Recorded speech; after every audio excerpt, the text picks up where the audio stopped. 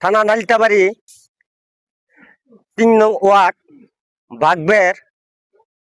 সেটা হলো একটা খাল, যে আপনার খালটা দেখেন আওয়ামী লীগ সরকারের আমলে সবুর থাকাকালীন নিশান পোতা হয়েছিল। সামনে যে প্রজেক্টটা দেখতেছেন, সামনে একটা ব্রিজ আছে। ব্রিজের কারণে অসহায় কিছু কৃষক লোকের এখনো আবার তলে আছে। আপনারা দেখেন ঠিক এই জায়গাটায় হইল সরকারিভাবে খার জমিন। ঠিক এই দিঘিতে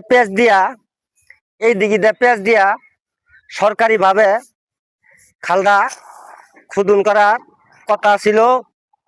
আওয়ামী লীগের আমলে 15ই আগস্ট সরকার পতন হওয়ার ঠিক 5-6 দিন আগে এই জায়গায় নাল নিশান পোতা ছিল সরকারিভাবে।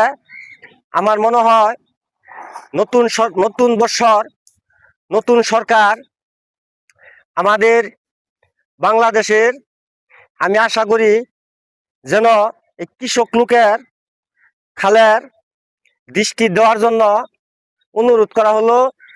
আমি এখন জিজ্ঞাসা করব যে এগরে কি পরিমাণের ধান ক্ষতি হয়।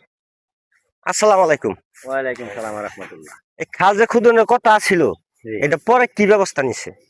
ব্যবস্থা বলতে সরকার পতনের 5-6 দিন আগে এটা নাল নিশান পুঁতা এই খাল ঢাকানো হয়েছিল। হ্যাঁ, হওয়ার পরে সরকার পতন হয়ে গেল, এই কাম এটা বাতিল করে গেল। এখন এটা কাজ আর করা হয়েছে না।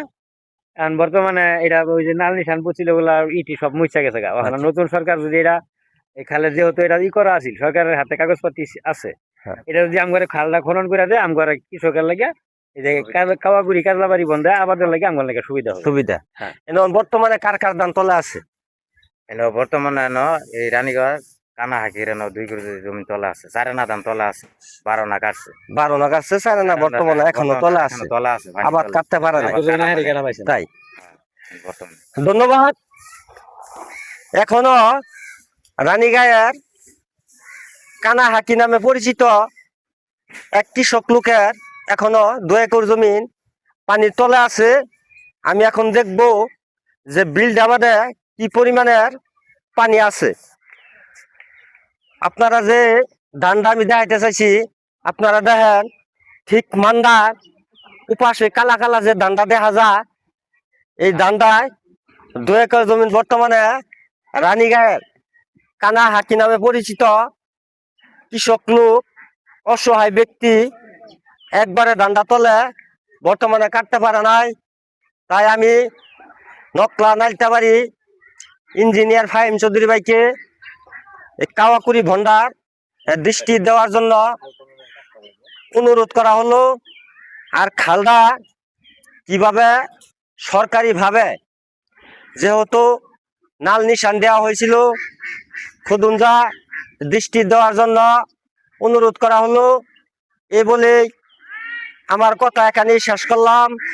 আসসালামু আলাইকুম।